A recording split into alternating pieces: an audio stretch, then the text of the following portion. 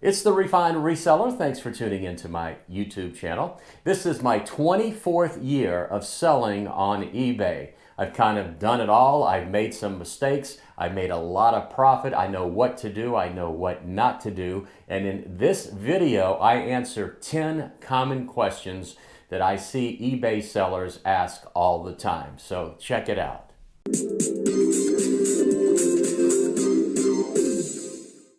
I belong to a lot of Facebook eBay seller groups, and I see a lot of questions on there. Some of the questions just kind of have me scratching my head because you have to realize this. eBay is giving you, the seller, a platform to sell your goods. You have got to abide by eBay rules. So some people just get on there, start listing stuff. They have absolutely no idea what they're doing because they don't take the time to learn what eBay requires. And when something happens that they don't think is right, generally it's their fault and not eBay's fault. So I have 10 questions that I have seen on those groups. I see them all the time. So let's start with question number 1. First of all, this one is kind of interesting. If anyone is looking for shipping boxes, Walmart has them for 65 cents to $1.10 a box. I just bought them all. Well, I've been selling on eBay, like I said, this is my 24th year.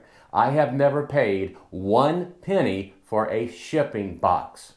If you don't know, there are stores out there that have these things called garbage bins where they put all of their boxes. There are some that I have found in town where I can get all of the boxes I want to absolutely free. You will be able to find those as well in your area. All you have to do is go out and look for them. Never pay for shipping boxes. And let me say this, as an eBay seller with an eBay store, every 3 months I get a $50 coupon to buy eBay shipping supplies. And yes, I have bought boxes that way, but again, it was a free coupon, $50 worth, and I did not spend a penny. Question number 2. I sold a very expensive coat on eBay. I got a message from the buyer claiming that she had it authenticated and that it's fake. She is demanding a $370 refund. What would you do? I would give her her refund. And here's why. If you're going outsourcing and you're going to garage sales or you're going to Goodwill, and you see an item, let's just say that it is an Hermes scarf, a Prada purse, even stuff like Coach, or maybe you find something like a Halston dress. Unless that person has the store receipt from where they bought it, do not buy that product and try to sell it on eBay because the chances are it's fake. I know.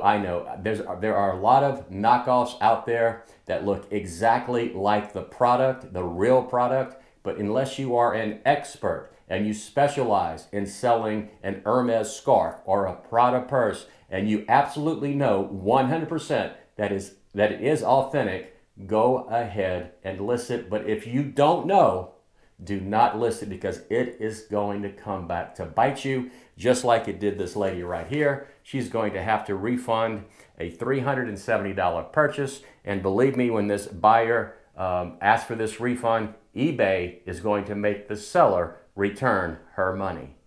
Question number 3. I have a buyer saying that their item was never delivered and they want a refund. Obviously, it's not my fault. They didn't receive it. And who knows, maybe they did.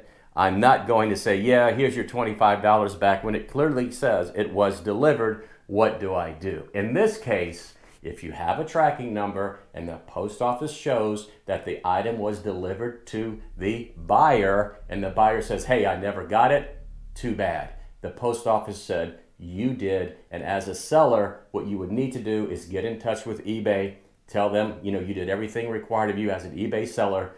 You packed it, you shipped it, it shows that it was delivered. Who knows? Maybe the buyer is not telling the truth. Maybe the buyer's next door neighbor stole it from their front door. Who knows what happens? It happened to me not too long ago. A buyer said, look, I have never received my package. It was shipped to the post office. I have been to the post office 3 times. They cannot find it. I just said, look, I'm really sorry. It is showing that it was delivered. I cannot do a refund. And you know what? 3 weeks later, she sent me a message back saying, hey, the post office found my item. I have a shipping question. I'd like to sell an item that weighs under an ounce, zero point 0.4 ounces to be exact. When I look at comps, the item sells for $4 with free shipping. When I make my listing, eBay only gives me the option for first class shipping, which is $4 to $5. Can I ship these in a letter envelope with a stamp? The short answer is yes, you can. The long answer is no, you shouldn't. Because if it does not have tracking, there is no proof that that item ever got to the buyer. So the buyer can get the item and they can say, look, I never got my item, and because there is no tracking, the seller is going to have to refund the buyer, even though the buyer may have gotten it. If there's no tracking, there is no proof that the item ever arrived. So as an eBay seller, you better get tracking on every item that you sell. Question number 5. I'm thinking about promoting some items I have for sale. They are all under $20. I have never promoted an item on eBay. What is your experience when you promote an item? Should I? That's a very good question. Here's my answer. I have tried promoting items throughout the years. I have done 1%, 2%, 3%. I have even done promoted items at the percentage that eBay recommends. And here's my answer. I have never seen a direct correlation between promoting an item and an increase in sales. And I have tested it a number of times. If I have like 1,000 items for sale, I will put 500 items on promotion and not promote the other 500. And there is no spike in the 500 that I promoted as opposed to the ones that I did not. Here's my thought. As a top-rated seller, I'm still paying about 11 to 12% to eBay for each item that I sell. And I just don't want to pay more in fees to eBay. Again, I do not see the advantage of promoting items. So my answer is, don't promote an item. I just don't think it is worth the additional fee. Question number 6. What are some board games you will look for while outsourcing? Are there any you know to avoid purchasing? Let me answer the second question first. Are there any you know to avoid purchasing? The answer is yes. Used board games. And here's the reason why. A lot of board games have a lot of pieces. And if it's used, you really have no idea if all of those pieces are there. And the last thing you want to do is sell a board game that has missing pieces. Let's say you're at a garage sale and you see a board game and it's a Monopoly game from 1971. Do you know how many hotels they have, are supposed to have? Do you know how many houses they're supposed to have? Do you know how many cards are supposed to be in that Monopoly game? Do you know how much money is supposed to be in that Monopoly game? Probably not. So you do not know if it is complete. Now there are a couple of other items that are in the same category. One is puzzles. I would never sell a used puzzle on eBay. If I go to a garage sale and there's a puzzle and it has 1,000 pieces, unless I go home and I put that puzzle together, I have no idea if the puzzle is complete. Now, of course, you can go and you can count 1,000 pieces and there may be 1,000 pieces. But what if that person had that puzzle and 10 other puzzles for sale? Who's to say one of the puzzle pieces in that puzzle is not from another puzzle? You just do not know. And again, if you sell a puzzle to a buyer and the buyer gets it and starts to put it together and they're just about done and there's one piece missing, guess what? That buyer is going to want their money back. One more item like that are Lego sets. If you're buying a used Lego set, some Lego sets have thousands of pieces. How do you know if they are all there? You don't unless you put it together. So stay away from used puzzles, used Legos, and used board games. Stay away from those 3 items. She also asked if there are any board games to look for. The only ones I have ever had success selling are those made by Avalon Hill. They are war games, World War II, World War I, Korean War, those types of board games. Those have, some of them, thousands and thousands of these little squares. And when I listed them, I did list them as maybe incomplete. And actually, I sold all of them. I didn't have an issue with that. So Avalon Hill board games are the only ones I have ever sold. I stay away from the common ones, again, like Monopoly, Risk, Candyland, Operation, those old vintage games. I just don't buy them. Question number 7, how do you handle the shipping on your listings? I just sold a low cost, low profit item to someone in California, and the shipping ate up all my profit.